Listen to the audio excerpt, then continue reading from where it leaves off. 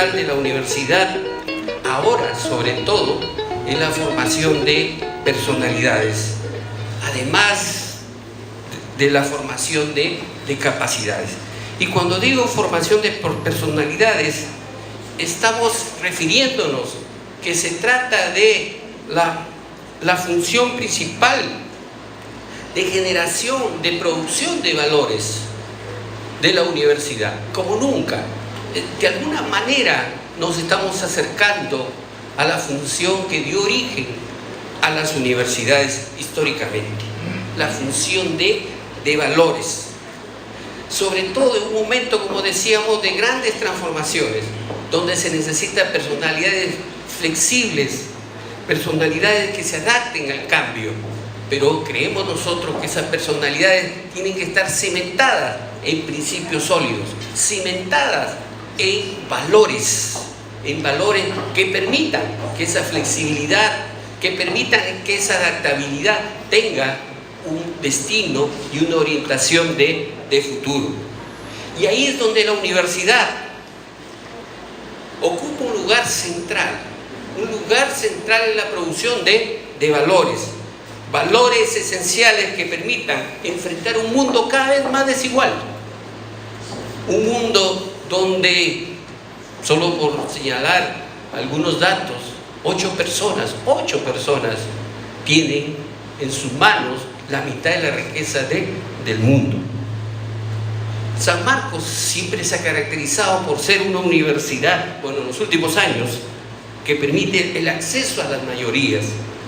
Creo que aquí es fundamental, entonces, señalar que la función principal ahora es los valores de igualdad, rescatar los valores de igualdad para enfrentar este mundo desigual. Y la universidad aquí, creo que como función educativa, puede llevar a la creación de esta igualdad, a la lucha por la creación de esta igualdad.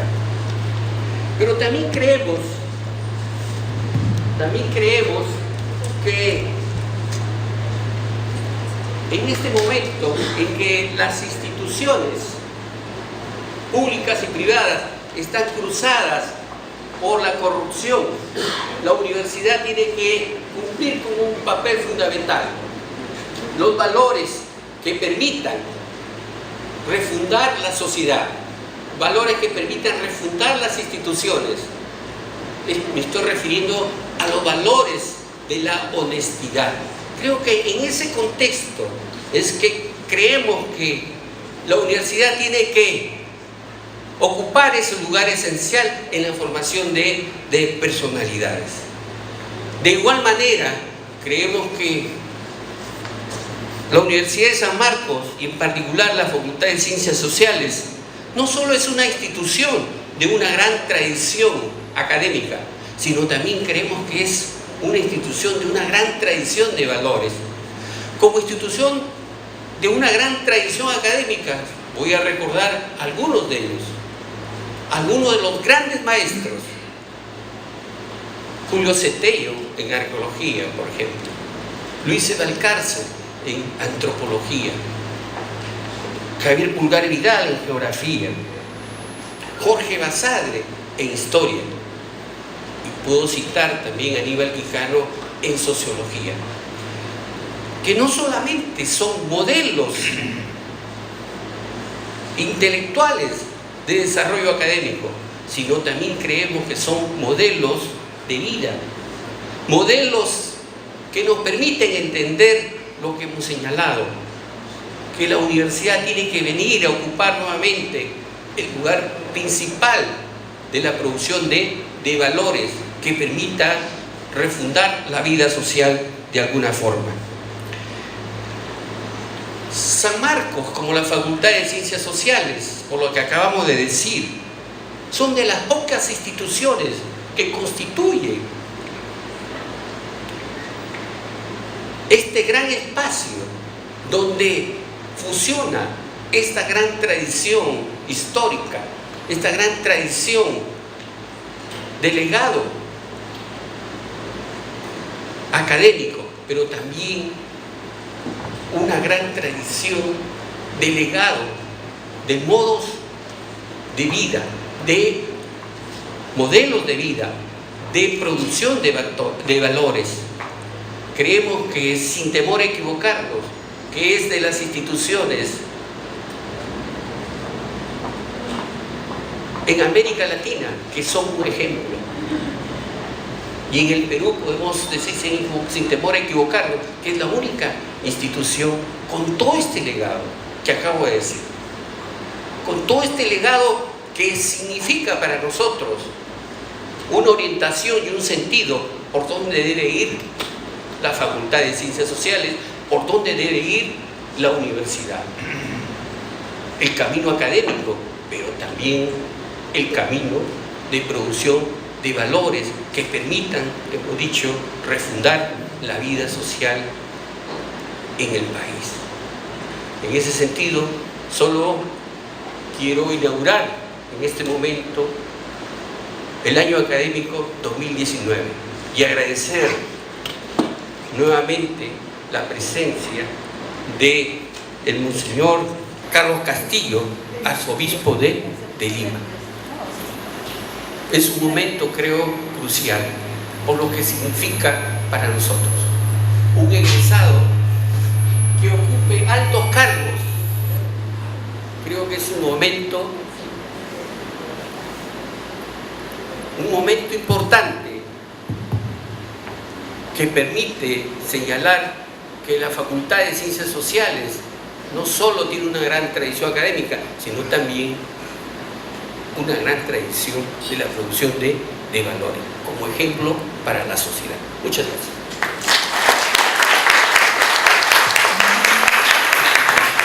Saludarlos con muchísimo cariño. Al iniciar el año académico siempre van a haber reflexiones profundas de nuestro quehacer. Y esas reflexiones profundas están en que esta institución, no solamente porque es la decana de América, la primera universidad del país, requiere reflexionar con toda seguridad en el tema de hacia dónde vamos, juntos. Una comunidad tiene con toda certeza integrantes y nuestro estatuto establece que esta comunidad, la comunidad sanmarquina, tiene dos expresiones: la comunidad académica, que está formada por docentes, estudiantes y graduados, y la comunidad sanmarquina o la comunidad universitaria, que está formada por estos mismos integrantes más el personal administrativo. Entonces, esta comunidad académica y esta comunidad sanmarquina, la comunidad administrativa, que forma parte de este segundo concepto que aparece en el estatuto, es la casa de estudios, que además es una comunidad, y una comunidad no está de espaldas a los problemas que hay en ella y fuera de ella, porque forma parte también de una comunidad mayor, de una sociedad. Y esta comunidad, con toda certeza, pues tiene problemas. Y tiene problemas porque no está, sino más bien como una oportunidad el que seamos diversos, sino tiene problemas porque hay a lo largo de su historia un abandono por parte del Estado en términos de los recursos que requiere. La universidad siempre va a requerir apoyo financiero para poder desarrollar la tarea fundamental para la cual fue creada, es decir, para la investigación, la creación del conocimiento.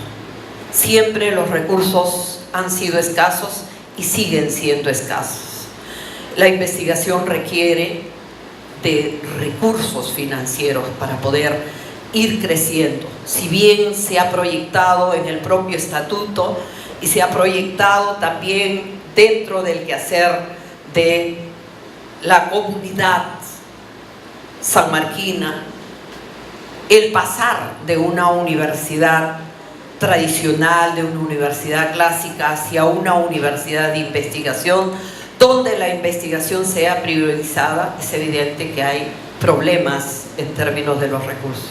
¿Qué hacemos entonces juntos? No solamente por los recursos, ¿qué hacemos para que la investigación crezca? ¿Cómo todos los miembros de esta comunidad van a trabajar para ello? ¿Cómo también en medio de las diferencias naturales que existen en toda sociedad podemos entendernos quienes pensamos de una manera o de otra? Como, por ejemplo, a la vista está que hay una diferencia muy clara entre el decano y yo, ¿no es cierto, decano? Porque el decano es varón y yo soy dama, y entonces ya hay una diferencia clara. Y también podemos decir que entre quien les habla y los estudiantes, obviamente la diferencia es etaria, ¿no? Y también puede ser de género, ¿no?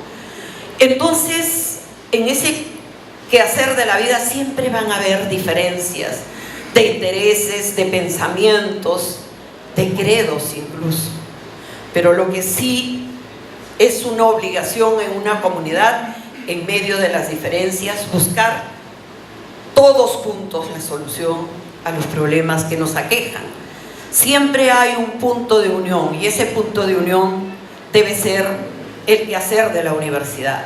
Y 3 son las funciones. La primera, dije que era crear conocimientos mediante la investigación, a la cual con toda seguridad tenemos que dedicarnos fuertemente si queremos que esto suceda a lo largo del tiempo. Y lo segundo es la formación de los profesionales o de los ciudadanos que como profesionales van a resolver los problemas que aquejan a la sociedad según su especialidad. Y en esta casa de estudios particularmente se valora el quehacer de esta facultad, que mira de manera integral los problemas y que con el aporte de cada uno de ustedes eso será en el pregrado con propuestas y en el posgrado ya con alternativas claras de solución. En la formación, como su nombre dice, formar a la persona como ciudadana y como ciudadano o ciudadana, con toda certeza tiene que ver con, en principio, qué clase de personas está en la sociedad.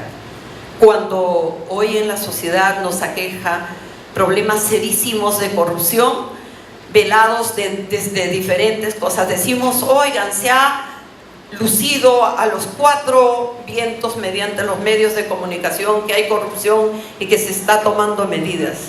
Y cuando asistimos en el día a día a algunas instituciones, estamos observando que no ha cambiado mayormente el comportamiento de las organizaciones y de las personas.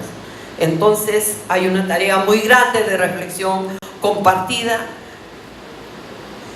para poder hablar de formación.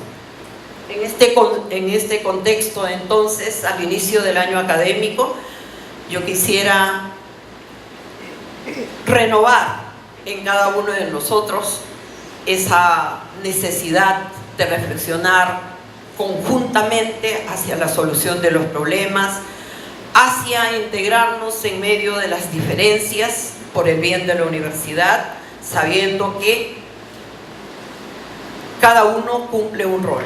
Si no estuviéramos las autoridades, obviamente la organización, en medio de ser los receptores de todas las insatisfacciones que hay, las organizaciones no tendrían un canal para poder concluir con aquella parte, por ejemplo, que nos corresponde a nosotros, que es entregar a la sociedad hombres y mujeres con competencias y con competencias no solamente técnicas en materia profesional, sino con competencias blandas o humanas que permitan a la persona establecer una relación muy cercana como seres humanos, entendiendo que la paz tiene que ver con paz entre los hombres, y de estos hombres y mujeres, entiéndase, y de estos con la naturaleza de la cual dependemos. Y por ello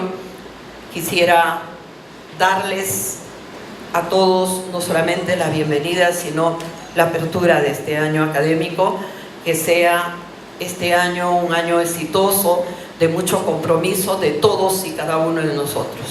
Los estudiantes son parte de una comunidad, son parte de la solución, no son nunca parte de los problemas. Sean entonces bienvenidos a este año académico todos, y todos con el mismo entusiasmo de siempre, con el mismo compromiso por formar parte de esta prestigiosa casa de estudios, cuyo prestigio tiene que ver con cada uno de los que pasaron por esta casa de estudios a lo largo de la historia, y que ustedes hoy son parte de esa historia. Muchas gracias.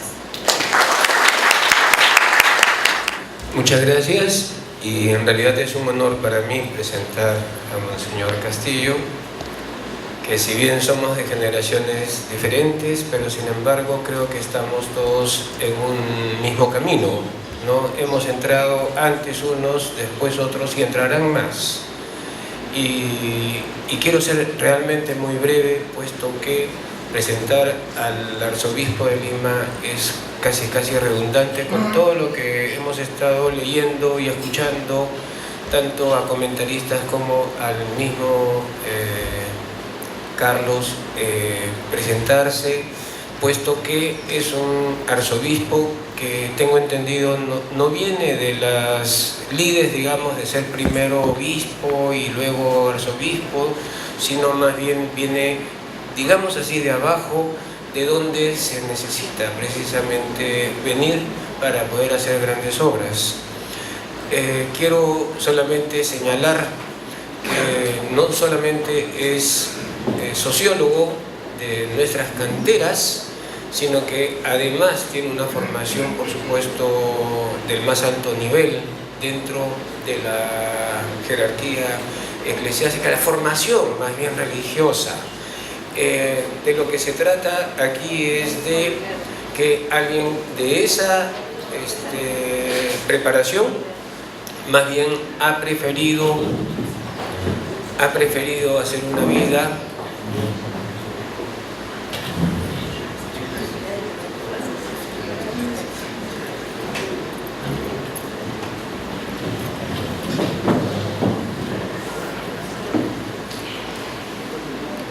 decía que una persona de esa preparación ha preferido hacer una vida académica, siendo profesor durante buen tiempo de teología de la Universidad Católica del Perú, y además estar en zonas populares.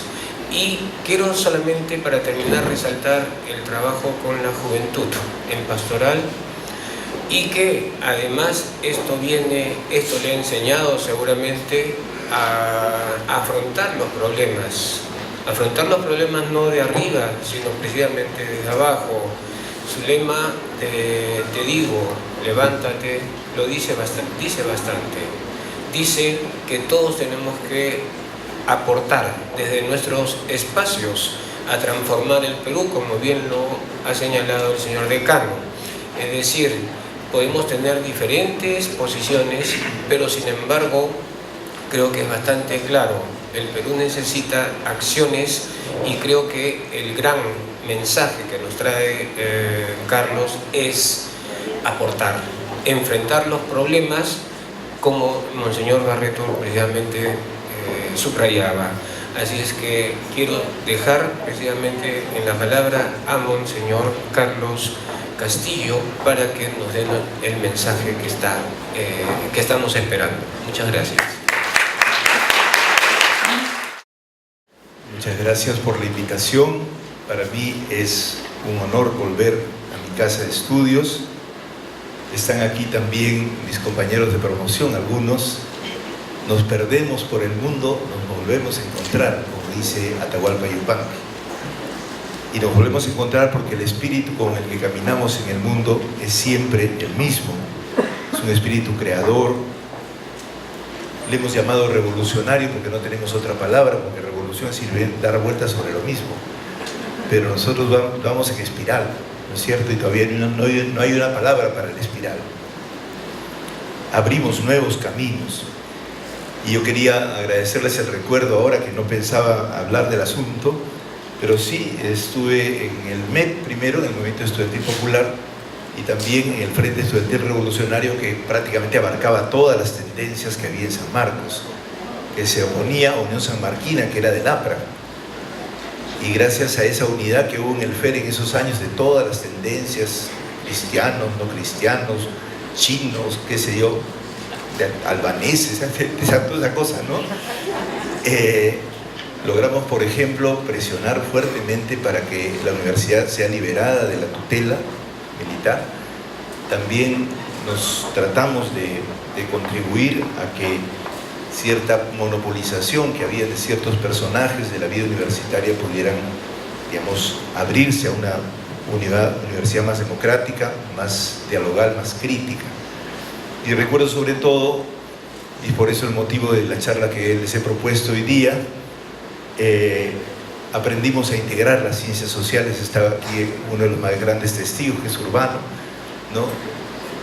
Nuestro delegado de clase en letras, ¿no es cierto? Y con el cual compartimos el esfuerzo de integrar las ciencias sociales.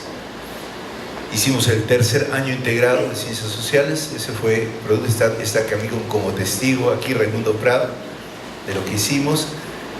Y después del año integrado, pues pasamos a las facultades, a las especialidades. Y como me decía Urbano hoy día, el gran problema era encontrar profesores que integraran las ciencias sociales. Y ahí fue interesante porque tuvimos muy buenos profesores, maestros realmente, que nos enseñaron mucho y que yo quiero agradecer de corazón, algunos de ellos especialmente. Lo había agradecido ya en letras, a los que nos enseñaron en letras, a Augusto Salazar Bonti, el profesor Russo, el profesor Araníbar, el profesor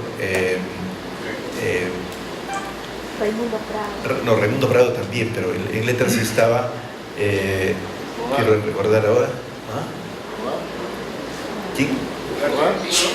Pulgar Vidal. Pulgar Vidal, ese no quería acordar. Pulgar Vidal, que nos enseñó geografía. Tauro del Pino, Cornejo Polar. Todos ellos se dedicaron a nosotros con una profundidad y una paciencia enorme, porque además éramos sumamente rebeldes todos. Entonces cualquier cosita la criticábamos, pero nos permitían dialogar y comprender las cosas en profundidad. En ciencias sociales ya estuvimos con Germaná, con algunos de ellos, Julio Kotler, ¿no? Asistimos a su seminario de política, y así Sinesio López, que nos dieron una serie de indicaciones interesantes. Y es en ese sentido que yo quiero enfocar hoy día mi conferencia, porque creo que hay que integrar. Y yo lo que pasa es que además de eso he estudiado teología, y soy doctor en teología, y me ha servido muchísimo, tanto para mi vida como para estudiar el poder integrar. Si no hubiera podido integrar, no podía pensar como pienso ahora. Entonces quisiera comenzar. Les propuse a los amigos de ciencias sociales tratar el tema de implicaciones teológicas en el concepto político de regeneración y consecuencias para una propuesta de salida a la crisis global. Muy ambicioso, ¿no? Pero en fin, vamos a ver si podemos decir algo. El tema de la regeneración lo empecé a estudiar hace unos años, el año 2000, a fines del siglo pasado. Y es porque siempre que hay una crisis se produce un descalabro, un desequilibrio general. Si la crisis es una crisis más grande, de siglos, mucho mayor, Y siempre se intenta decir que hay que refundar, repensar, reconsiderar, regenerar. Y sobre todo porque se piensa que cuando hay una crisis hay mucho de malo por quitar y hay mucho de bueno por poner o por iniciar.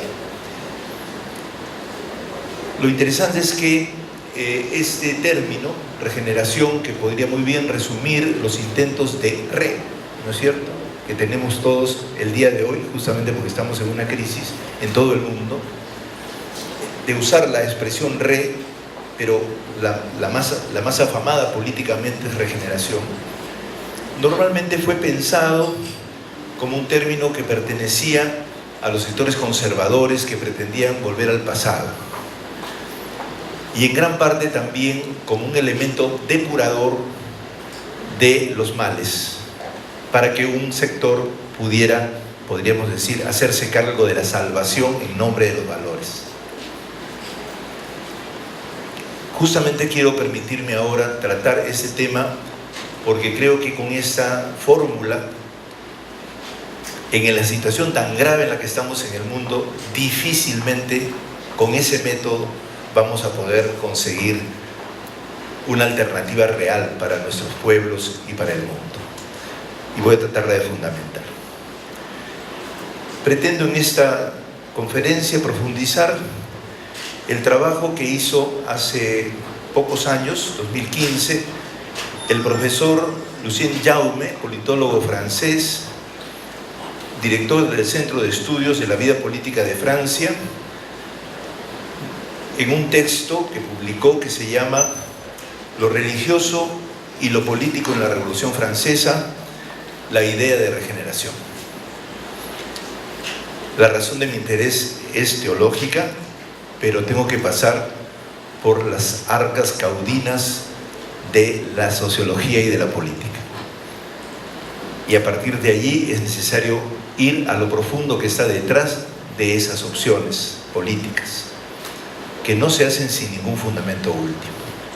Evidentemente no es en forma directa, pero sí hay implícitos. Eso es lo que quiero hacer hoy día. La expresión regeneración ha sido usada en muchas latitudes del planeta. Aparece no comúnmente, pero sí cuando existen crisis políticas y estas asumen vastas características de gravedad e incluso de situaciones extremas donde no se encuentran salidas, como en las crisis políticas y sociales debidas a corrupción que ponen en jaque a todo un pueblo. Lo interesante es que esta expresión va muchas veces acompañada de la conocida idea de revolución y a veces se mezcla con ella y, como en el caso de la Revolución Francesa, finalmente la define. Mi punto es muy concreto porque creo que puede ser útil para nosotros en el Perú, que viviendo en un rincón del mundo global, somos un país en el que la política se ha ido complicando y, por qué no decir, degenerando, volviendo otra vez la posibilidad de su uso, como hoy ocurre en países como México, el Partido de la Regeneración. El problema que planteo es el de la dependencia metafísica e incluso teológica de este concepto político, y por tanto del peligro que supone usarlo ignorando dichos supuestos. Pues mucho más esto ocurre en un país sumamente creyente como el nuestro, donde lo religioso ocupa un rol decisivo. No en vano, ilustres católicos, algunos conservadores y otros moderados, han usado el término. José de la Ribagüero y Osma y Víctor Andrés Belaúnde. Y quien no era medianamente católico, medio liberal y a la vez abierto a una serie de dimensiones de transformación, Abraham Aldelomar, fundador de Colónida, que sin ser parte de la conservación dialogó con ella y recibió su eco, siendo en general a su modo, un regeneracionista. Todos ellos trataron de convertir en acción política su voluntad regeneradora. Dice Ángel Rama, en uno de sus textos, en torno a ese 1911 que inaugura el siglo XX latinoamericano, está confusamente constituido un pensamiento crítico opositor suficientemente fuerte como para construir una doctrina de regeneración social que habría de ser idealista, emocionalista y espiritualista, desarrollar un discurso crítico altamente denigrativo de la modernización, ignorando las contribuciones de esta a su propia emergencia, encarar el asalto de la ciudad letrada para reemplazar sus miembros y parcialmente su orientación, aunque no su funcionamiento jerárquico. En el Perú se trataba en esa época de la reacción conservadora a la modernización de Leguía. Pero esta idea, regeneración, entonces, tiene raíces, y vamos a hablar de dos raíces importantes, una más cercana y la otra más remota. La más cercana será la Revolución Francesa misma, y la más remota, la Biblia. La más cercana. La Revolución Francesa empleó el término regeneración. Pero ¿cuándo lo empleó? Especialmente después de la rebelión de los condados. Cuando el pueblo pobre se levanta porque no soporta los abusos que se habían perpetuado, no solamente contra la monarquía, sino contra el propio pueblo. Y entonces Robespierre levanta la voz e inicia con estas palabras la época del terror.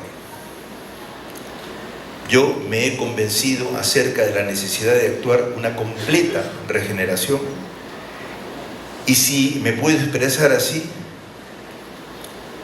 me expreso de la necesidad de que exista un pueblo nuevo pueblo. Lucien Jaume comenta esta frase de Robespierre. Robespierre, que en lo más fuerte de su lucha contra los ateos, o sea, los que no creían en la revolución, habla del drama sublime de la revolución. Ella efectivamente refiere aspectos del mito en sentido antiguo, esta vez, desbordando constantemente el pensamiento y la voluntad de los actores.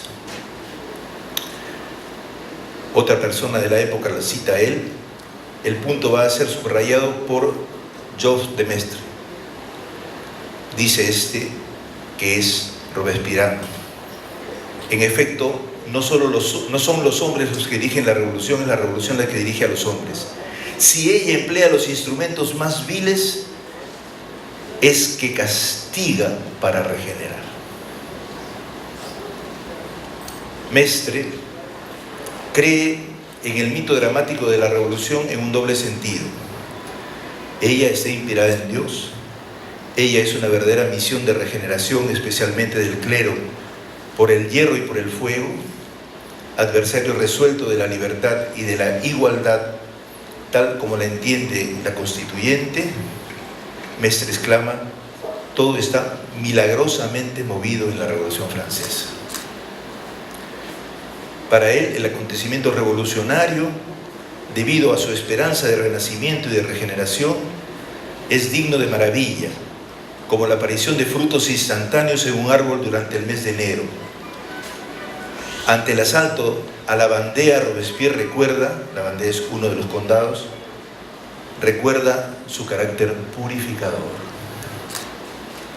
La guerra, que parece deber consumir nuestra ruina, es por tanto lo que nos ha salvado, ya que ella ha exaltado las masas, dice Robespierre.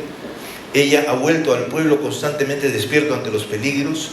Igualmente en Vendée, la guerra interior ha mostrado la atrocidad del regalismo, la sanguinaria hipocresía de los curas. Es así que la superstición, agitando el limo impuro de los fangos de la Vendée, ha provocado la reacción patriótica. El asalto contra la Vendée, devastaciones, tierra incendiada, deportaciones, ha permitido suplir a las virtudes civiles que nosotros todavía no teníamos. Ella ha revelado la inmoralidad de tantos seres pervertidos, con lo que Robespierre se sitúa ciertamente como el gran moralizador de Francia. Él va a decir en un momento: yo soy un hombre puro, yo soy un hombre limpio, yo soy un hombre decente, y por lo tanto hay que acabar con la chusma. Y para eso presenta la rasuradora de Francia, la guillotina. Estas expresiones coinciden con ciertos elementos religiosos que están dados en las liturgias laicas que inventó Robespierre para rendir culto a esta gran, podríamos decir, regeneración que buscaba. Mona Ossouf, que es una francesa dedicada a la Revolución Francesa, ha estudiado todos esos ritos. Recomiendo que si quieren, algunos tienen interés, lo puedan ver. Y entre esos ritos hay uno que es el rito del bautismo regenerador, en donde se trae a la diosa Isis, se le colocan unas tuberías para que de los senos salga agua, y todos los jefes de los condados van subiendo con unas escaleritas, beben del agua de Isis, y entonces se regeneran y ya son ellos partícipes, ciudadanos, militantes, algo así como sans-culottes, militantes acérrimos de la revolución que se separan de los demás para imponer la revolución y controlar toda Francia. Esta convicción de la regeneración como una acción purificadora para implantar a la élite impoluta en Francia contra no solo la monarquía, sino también contra el pueblo pobre y trabajador, mayoritariamente campesino, es el sentido que más destaca en estos actos. Comenta Jaume: de manera interesante, Robespierre terminará diciendo que existen dos pueblos en Francia y que se debe escoger entre ellos. Uno es la masa de los ciudadanos, pura, simple, transformada por la justicia y amiga de la libertad. Ese es el pueblo virtuoso que derrama su sangre para fundar la república. La otra es la formada por ambiciosos e intrigantes. Este es el pueblo chismoso, charlatán, que se muestra para todo artificioso, que persigue el patriotismo, que conquista las tribunas y frecuenta las funciones públicas. Eso que llamábamos en esos años urbanos, ¿te acuerdas? La masa.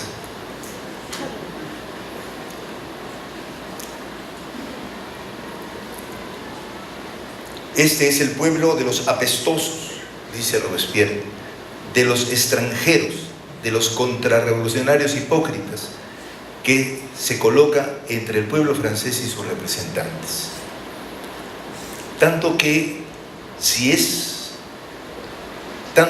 esta raza impura, subrayamos, continuara existiendo, la república sería infeliz y precaria. Creo que es suficiente para entender qué entendía Robespierre sobre regeneración. Es un proceso de elitización y eliminación. Elitización de los puros y guillotina para la chusma. En la Biblia hay cosas muy interesantes al respecto. Israel tiene dos momentos claves en su historia.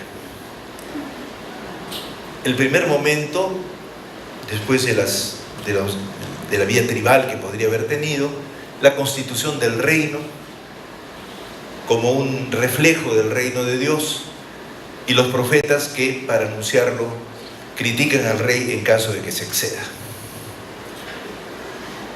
Este sistema de vida, que implicaba un aspecto religioso importante, fue destruido cuando los reyes, haciendo grandes obras, sobre todo los reyes del norte, hay un rey que es poco conocido, pero es el más importante, el rey de Israel históricamente hablando, el rey Omri, no sé si lo han escuchado hablar alguna vez. Ese es el más grande rey de Israel, por si acaso, no David. Pues este rey logró hacer una serie de obras y de poder acumular productos y hacerse rico de tal manera que puso en peligro los imperios. Y fue exterminado el norte, por esa razón, porque fueron peligrosos. Y quedó el sur. Y el sur de Israel es muy chiquito, Jerusalén y alrededores, Judá. Y ese pueblo, cuando sucedió la masacre y la destrucción del norte, dijeron: nosotros somos los pobres de este lugar, nosotros no somos nadie, pero vivimos. Milagro de Dios. Y empieza toda una reflexión del reino, pero a partir de esta ocasión, podría para ellos milagrosa, como pueblo creyente, en donde van a considerarse los hebreos los amados de Dios, porque han sido salvados de la masacre. Parece que Sargón II le dijeron: oye, no vayas allá porque son unos patalzuelos, porque hay una división clarísima en Israel entre la zona, digamos, fecunda del norte y la zona árida del sur. Bien, en esta historia lo interesante es que los sacerdotes siempre estuvieron atentos a las fallas de los reyes y acumularon muchas ambiciones. Cuando se produjo el exilio, en donde se demostró el fracaso del proyecto del reino, se preparó un regreso después de 70 años a la tierra de Israel nuevamente. Y ocurre lo siguiente: los sacerdotes influyen en el poderoso de la época, los persas, para que hubiera un virrey al lado del rey. Y lo consiguen.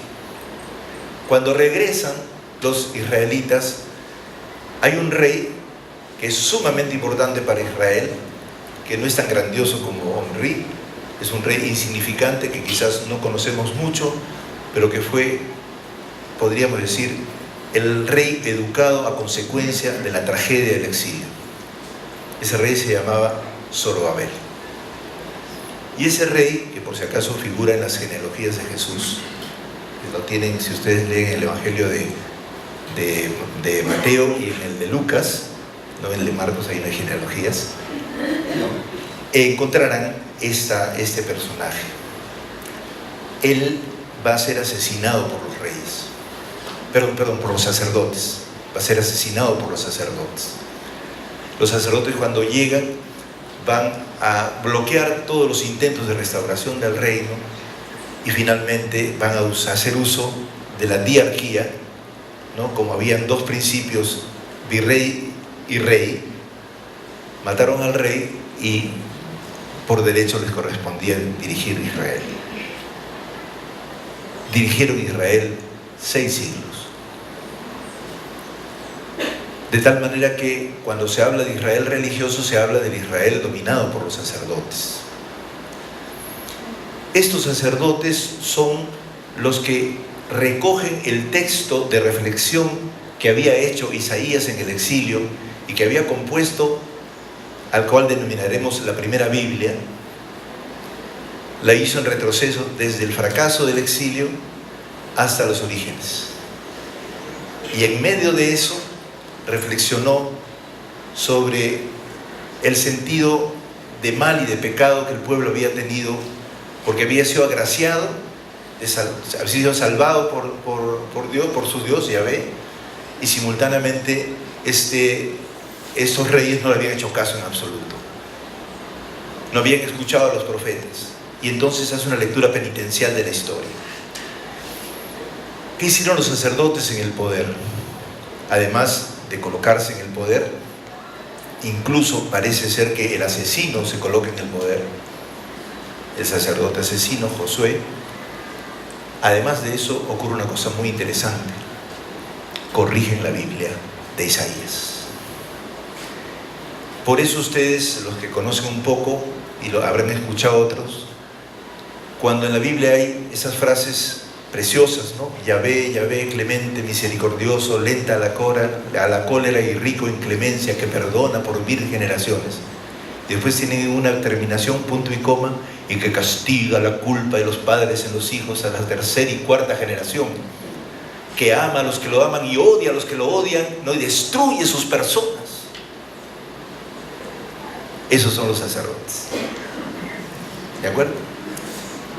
Esos son los sacerdotes que en la Biblia permiten que, por ejemplo, algún pastor por ahí diga que cuando vemos a dos personas, ¿no? En una cama haciendo algo extraño, ¿no?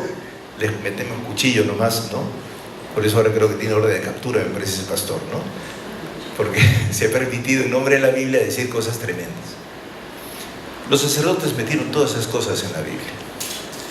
Y por eso la Biblia del Antiguo Testamento siempre ha gozado de ambigüedades. Porque además los sacerdotes gobernaron 6 siglos. Y entonces todo se subsumió, como decíamos en esa época, se subsumió dentro de su visión. Solo un pequeño grupo, el grupo que llamamos Enoquita, que tomó este nombre porque Enoc es de los personajes antediluvianos. ¿Se acuerdan del diluvio, no?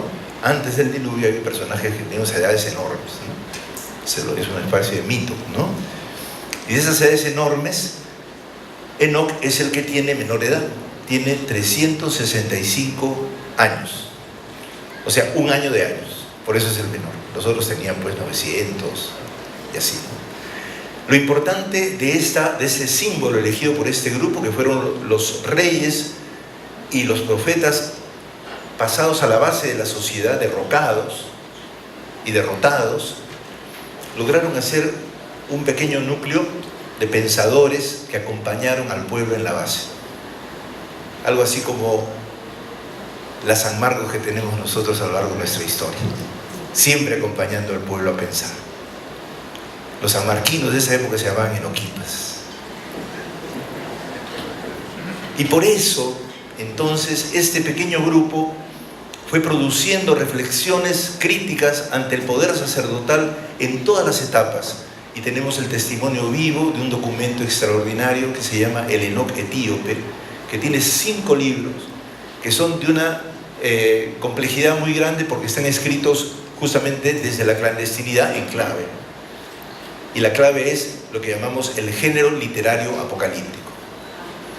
No hay teología apocalíptica, por si acaso. Eso es un invento de los alemanes, ¿no? De los teólogos alemanes.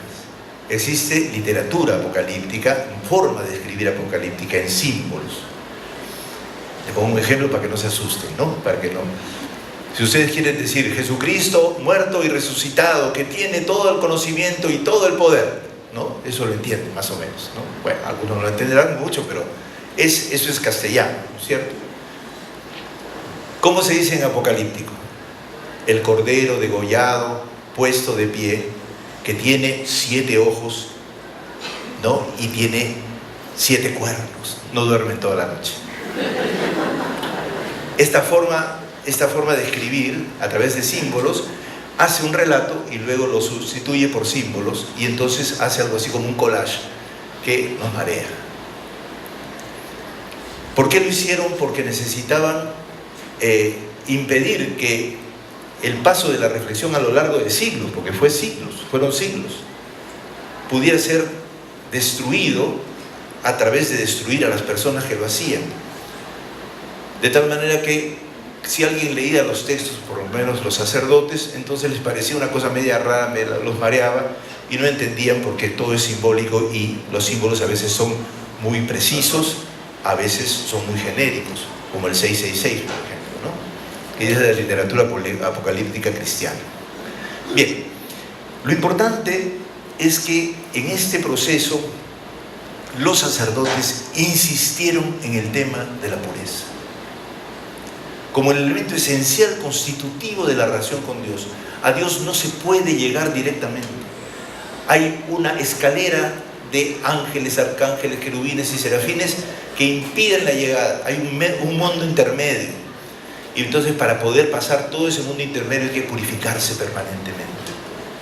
Y están las frases no solamente de los sacerdotes oficiales y cosas que a veces están en la Biblia, sino en los propios textos de Qumran, por ejemplo. Han escuchado hablar de Qumran, de los yacimientos de estos grupos de sacerdotes que se fueron al desierto en en el noroccidente del Mar Muerto. Estos, por ejemplo, tienen estas frases: la mancha que tiene el hombre lo condena siempre a la impureza.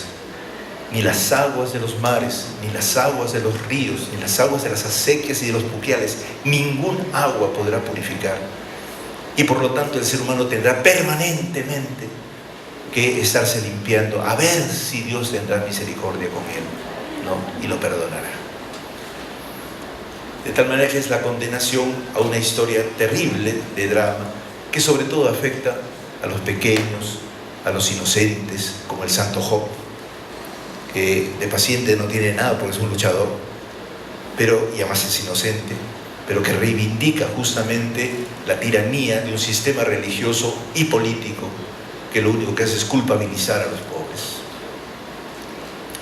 En ese sentido, vamos a decir, se inventó el bautismo o los lavados. Es una religión así partícipe de ñapancha, ¿no? Todo el día se lava. Todo el día se lava. De tal manera que esta visión purista llega a los extremos de que, inclusive en el ala más radical, más crítica, más cercana al pueblo que tuvieron, Juan Bautista, hijo de un sacerdote expulsado del templo, no quiere decir que por haber sufrido la expulsión de parte de los saduceos, que fueron los que se quedaron con todo el poder finalmente, en época ya de Jesús se ve claro, genera este problema. Y es que Juan Bautista también busca llegar a la solución de los problemas de la crisis de su pueblo y del mundo a través de la regeneración convertida como un incendio del mundo para que se destilen los puros. Y él mismo organiza su grupo que se bautiza y luego lo coloca, ¿no?, digamos, en un lugar para esperar la venida del fuego eterno, y entonces ellos se salvan del juicio, porque si hay juicio, ¿quién le gana un juicio a Dios? Ni hablar. Entonces ellos no entran a juicio y así se salvan. El grupo de puros separados. Este problema lo heredó la Iglesia. Esta visión de la regeneración bíblica, planteada por los sacerdotes, lo heredó también la Iglesia. Si no, no tendríamos esa expresión que está en Jesús y que está en la fuente Q, que es una de las fuentes iniciales de los evangelios, junto con el Evangelio de Marcos. Jesús tiene la siguiente expresión que ustedes han leído de otra manera, ¿no? Si la hierba del campo se viste de esta manera y los pájaros del campo se visten de otra, ¿cómo no va a hacerlo su Dios? Y ustedes han leído hombres de poca fe. Una investigación que he hecho chiquita pero suficiente arroja que no dice hombres en primer lugar, no dice antropos oligopistoi, no, dice oligopistoi nada más, es una chapa. Y esta chapa, oligopistoi, no solo se puede traducir como de poca fe, es pocos, élite de la fe. Es una crítica a los discípulos de Jesús que quieren imitar la élite pura de los sacerdotes, que lo que hace es despreciar al pueblo y que pretenden ser iguales a él. El texto de Jesús en el Sermón de la Montaña, en el Evangelio de Mateo, cuando Jesús se sienta para anunciar las bienaventuranzas, tiene una partícula pequeñita: y los discípulos se acercaron, se separaron de la chusma. Y por eso Jesús en el Evangelio de Mateo cambia la primera bienaventuranza: bienaventurados los pobres, porque de ustedes es el reino de los cielos, y dice bienaventurados los pobres de espíritu. Es decir, bienaventurados no los que no se separan, que tienen la humildad de aceptar que son servidores. Este concepto entonces de vivir una experiencia religiosa y la vida de un pueblo como separados, ¿no?, como puros, como no ligados a la chusma, es el problema principal que está también detrás del concepto de regeneración de la Revolución Francesa. Y no solamente lo ha heredado la Revolución Francesa, no solamente está en la Revolución Francesa, sino que está en todo intento moderno de solucionar los problemas a la fuerza y rápido. Yo siempre pienso que cuando un problema es complejo, tendemos nosotros a simplificarlo con un sistema pequeñito, ¿no? Ustedes ven una realidad complejísima, nosotros la solucionamos con un programa. Ese es el problema que tenemos hoy. Todos son programas simplificadores, que no son la realidad. Eso nos enseñaron en San Marcos. ¿No es cierto? El mapa no es la realidad. Hay que salir a la realidad. Por eso después estudié en San Marcos, me fui a Cerro de Pasco 5 años. Porque si no hay una permanente valoración de la realidad misma en sí misma, estamos sujetos a eso que llamábamos en esos años el idealismo. No salimos de nuestra idea y de nuestra burbuja. Y el mundo moderno estaba basado en la burbuja dominadora de los financistas que quieren absolutizar sus ganancias y lo que hacen es envolver a los pueblos y exterminarlos. Por esa razón, estamos ante un desafío. Y el desafío es, ¿qué puede sustituir al concepto de regeneración purista que sea acertado para aceptarlo como un fundamento válido para la vida de los pueblos? ¿Existe alguno? Pues investigando los textos bíblicos se ve que Jesús se bautiza. Pero dice el texto, hay varios textos, ¿no? Pero el texto de Mateo tiene una polémica entre él y Juan Bautista. Señor, yo soy el que debería bautizarme, ¿no? ¿Por qué te bautizas tú? Jesús le responde, es necesario que se cumpla toda justicia. Esa palabra, justicia, es hacer la voluntad de Dios. Y hacer la voluntad de Dios, del Dios de Jesús, es amar y servir. Por eso, en el Evangelio de Marcos, que es el texto más sintético, no está ese diálogo, dice que Jesús se puso en la cola de los pecadores, no siéndolo. Hizo su colita. Y eso significa que la razón por la cual se bautiza a Jesús es porque toda la gente está pensando eso como el único medio para salir de esa crisis. Y Jesús se entropa con la gente, como decía José María Arguedas, se entropa. Se hace uno del pueblo. Y así desde dentro del mismo pueblo escucha, comprende y extiende su mano para sanar las heridas de su pueblo, tocando sus heridas. Por lo tanto, el carácter regenerador del bautismo en Jesús tiene una dimensión cualitativamente distinta a la de Juan Bautista, porque en esa relación con los pecadores, siendo Él, San Pablo lo dice más fuerte, el que no tenía pecado, Dios lo hizo pecado para redimirnos, ¿no?, con su amor. Ese Jesús pecado es el que, entropándose con la gente, abre un nuevo horizonte, cambia el carácter de las aguas. No son aguas purificadoras, son aguas llenas de amor, son aguas uterinas, aguas del nacimiento y renacimiento de la humanidad desde las bases más íntimas de la entraña humana. Son las entrañas de misericordia, de compañía a un pueblo cuando sufre. Y por eso toda la vida de Jesús se mostró de esta manera. Eso era lo que los enoquitas habían meditado. Y hace 10 años se ha descubierto que los cánticos, que hay 4 cánticos misteriosos en el profeta Isaías, que se llaman los cánticos al siervo sufriente. Algunos no sé si han escuchado eso. Como oveja lo llevaron al matadero, ¿no? Como inocente manso al que lo trasquilan, no abrió la boca, no levanta la voz, sufre las consecuencias de haber predicado la justicia, pero implantará la justicia en la tierra. Esa potencia enorme de este ser insignificante que por entregar su vida hace posible la esperanza en su pueblo, es el que mantuvieron los enoquitas y que Jesús realiza históricamente, evidentemente en la fe lo realiza por obra del Dios que lo mandó. Pero históricamente es demostrable que hay una continuidad entre el siervo sufriente de Isaías y Jesús y Zorobabel como antecedente suyo. ¿Qué significa entonces este bautismo?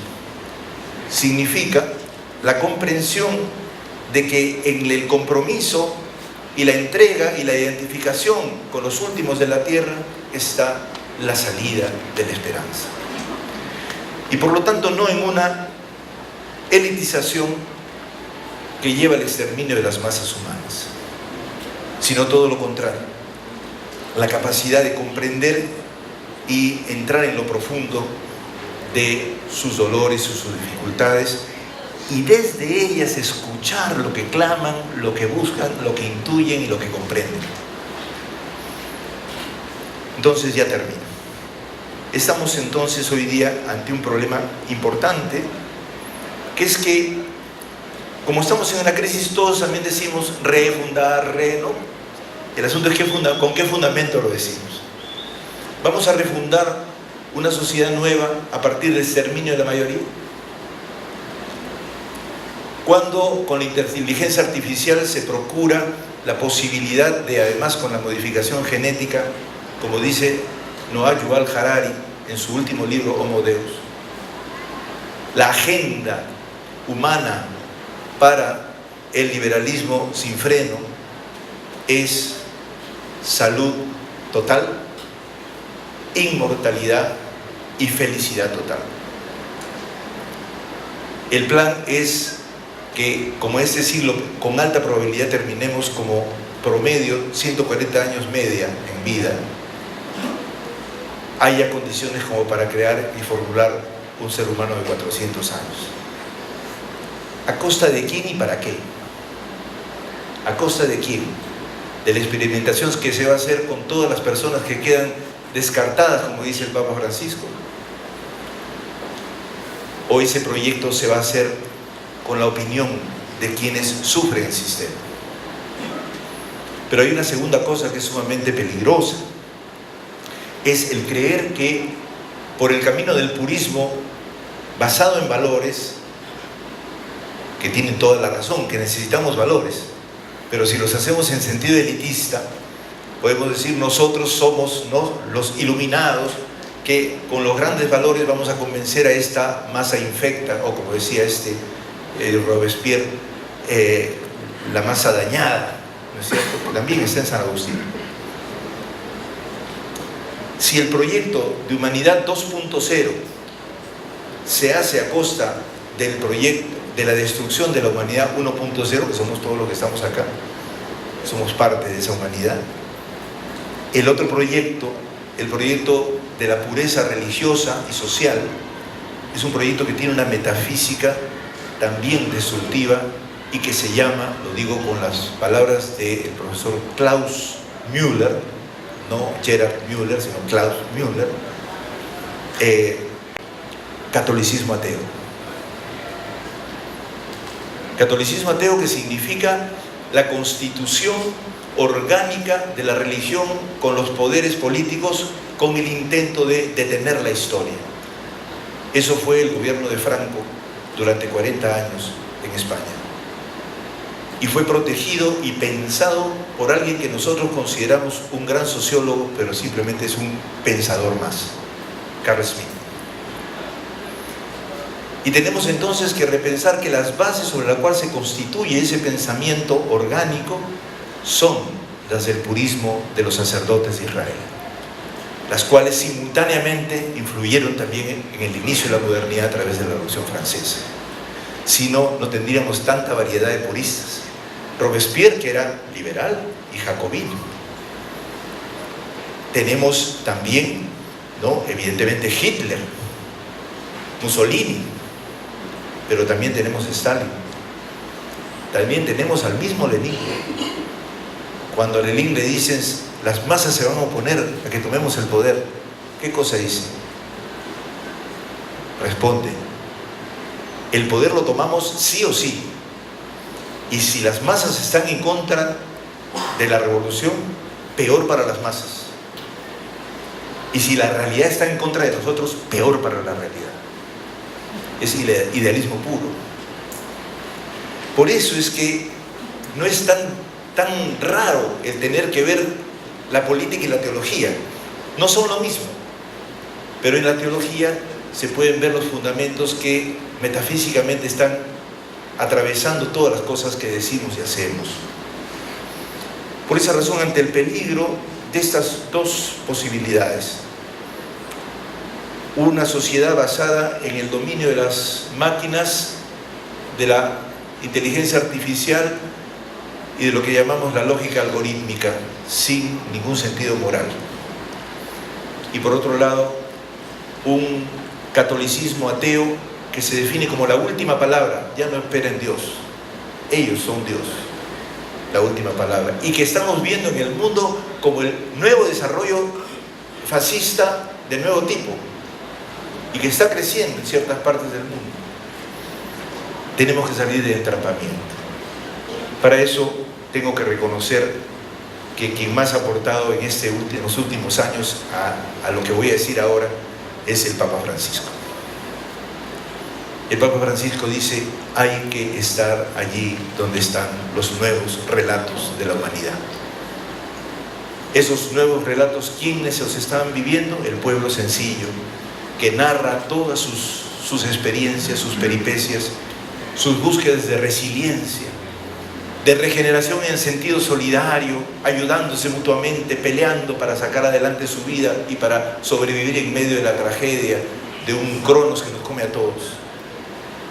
Eso es una cosa muy importante, porque el Papa Francisco se fija en que el punto de partida para pensar la regeneración del mundo es el escuchar a los últimos de la tierra, escuchar sus relatos y ponernos como intelectuales al servicio de la articulación de esos relatos para inventar, yo diría, dos cosas: teorías adecuadas a cambiar la historia sin elitización y sin descarte. ¿Qué es hoy día hacer la historia sin elitizar? ¿Cómo hacer la historia siendo nosotros una élite, no embolsillándonos al pueblo y obligándolo a lo que pensamos? ¿Cómo tener una actitud de escucha permanente de los relatos de la gente disminuida, de los desvalidos, de los dispersos de la tierra, de la naturaleza, como se decía hace un rato también, que sufre las consecuencias de este sistema?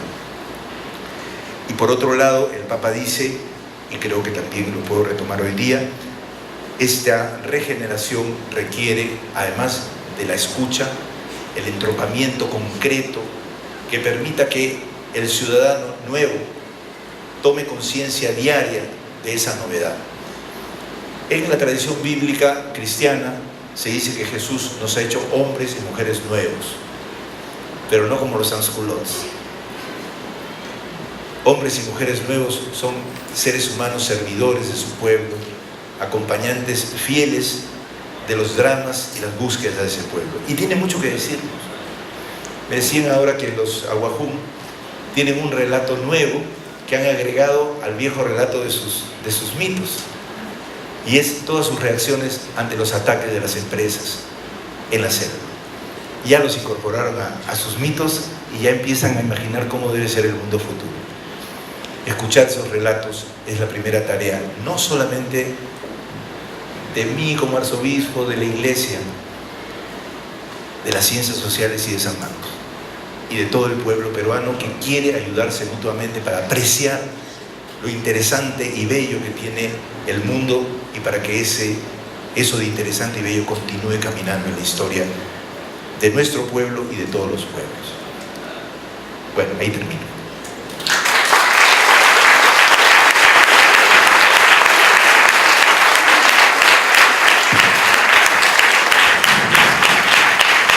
Gracias, doctor Carlos Castillo, por tanta reflexión bíblica que prácticamente nos ha ilustrado extraordinariamente, y por lo tanto es un distinguido exalumno de nuestra universidad, de nuestra facultad y de la Escuela de Teología. Sin duda, las palabras del doctor Carlos Gustavo Castillo Macasoglio seguramente va a perdurar a través del tiempo, de manera que esta presencia distinguida del arzobispo ha sido posible gracias a la gestión de uno de nuestros importantes profesores. En ese sentido, invito a imponer una medalla y al mismo tiempo un pin a nuestro distinguido invitado, profesor Héctor Maldonado, por favor, adelante. Entonces, de esta manera le ofrecemos nuestro reconocimiento y al mismo tiempo, sin duda, va a ser un recuerdo importante de nuestra facultad y con seguridad los ex compañeros del compañero Carlos Castillo estarán sumamente muy complacidos y al mismo tiempo recordando aquellos tiempos idos. Ha venido en busca de sus pasos Carlos y eso obviamente nos alegra muchísimo. Y esos pasos seguramente van a ser más constantes en la posibilidad de establecer tertulias académicas de las cosas que él conoce. De manera que también debo decir que vamos a tener la presencia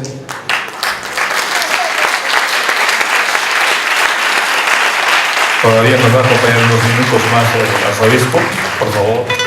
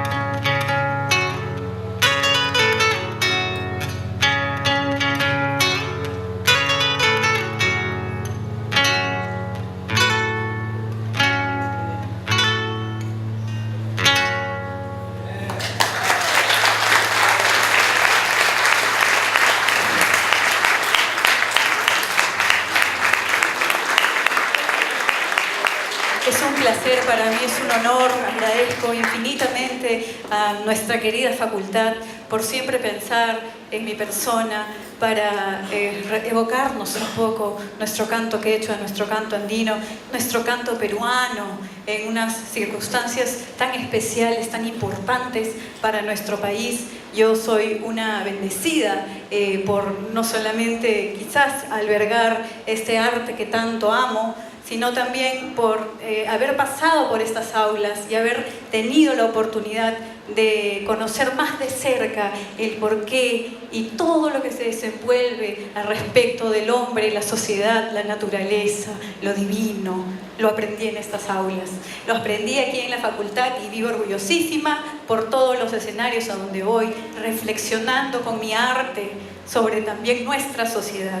Y creo que es una tarea que todos nos tenemos que echar al hombro, y ahora a nuestro arzobispo también, con la gran responsabilidad que le toca, todos sumamos también para poder hacer fuerza y sacar nuestra sociedad hacia adelante, seguir cultivando los valores de nuestro país con sus propios valores ancestrales, que ahí está nuestra real inspiración y nuestra verdadera fuerza en el mundo, para no parecernos a nadie, sino ser auténticos y así llevar el mejor camino para nuestra sociedad. Agradecida estoy por estar con ustedes esta tarde.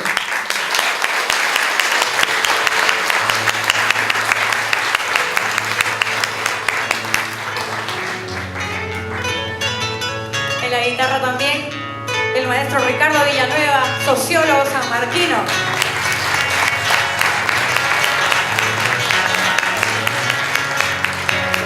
Una paloma sobre una rama abre su pico para cantar. Una paloma sobre una rama abre su pico para cantar. La rama tiembla como quien dice: ay, tú no sabes lo que es amar. La rama tiembla como quien dice: ay, tú no sabes lo que es amar.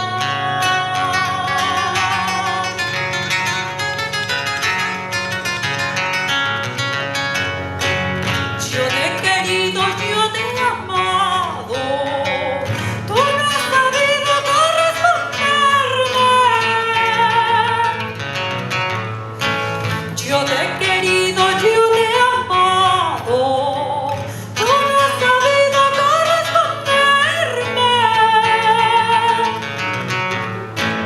Gota por gota, llanto por llanto, mis ilusiones se acabaron. Gota por gota, llanto por llanto, mis ilusiones se acabaron. Para todos los ayacuchanos, de corazón, y los peruanos, con nuestra identidad.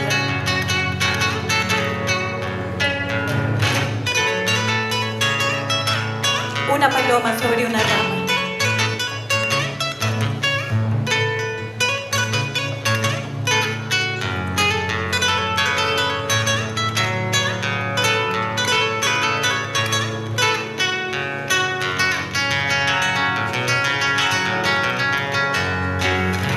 Las cartitas que te he escrito, toda mi vida te he prometido.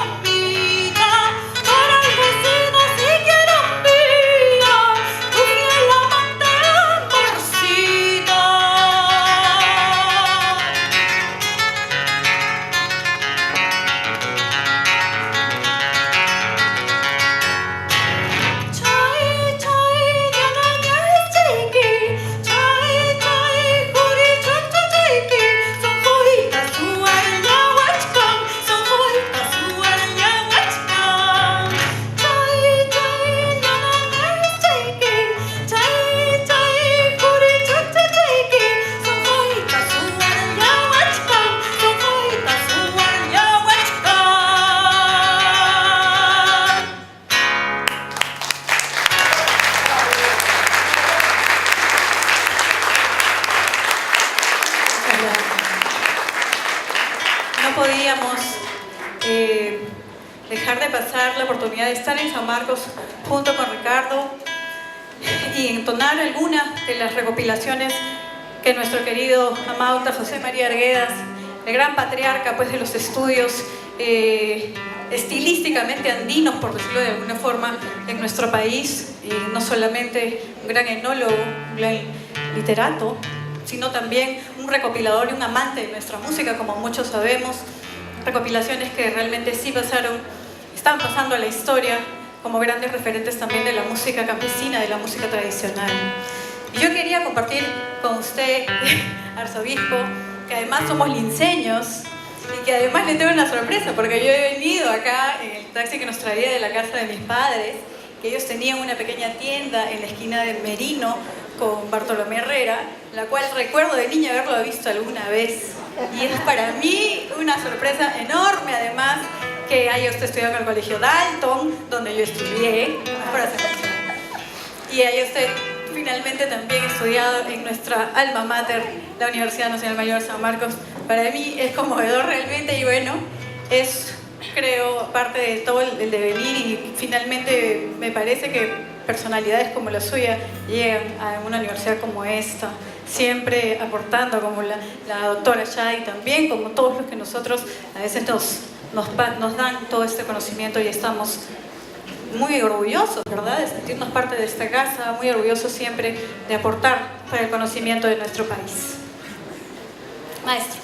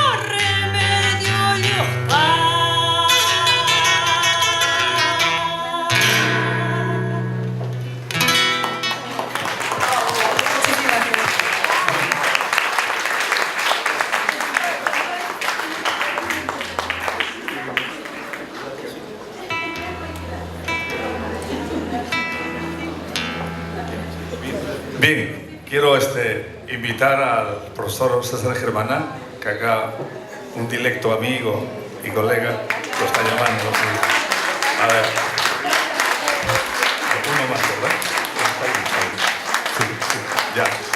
Entonces, dos viejos amigos. Entonces, de este modo estamos dando inicio a las actividades académicas en nuestra facultad, la Facultad de Ciencias Sociales, la facultad que ha albergado, claro, antes éramos el Departamento Académico de Ciencias Histórico-Sociales, del cual formaba parte Sociología, Antropología, Geografía, en fin. Por favor, César, por favor, adelante.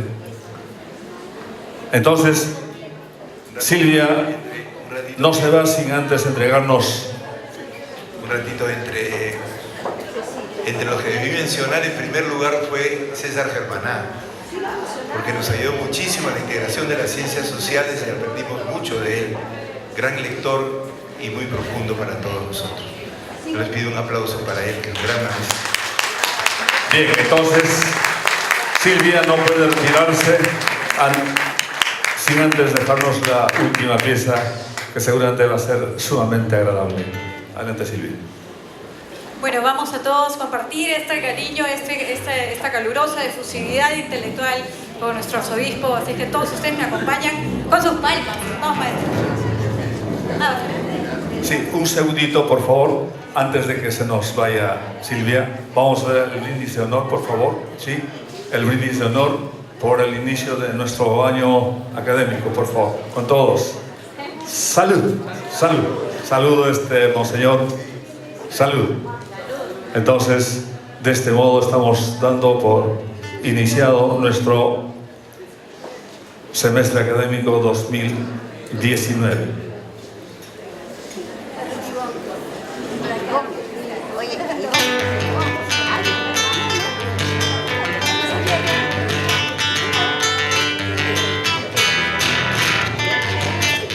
Los que no tienen copita y la mano pueden aplaudir.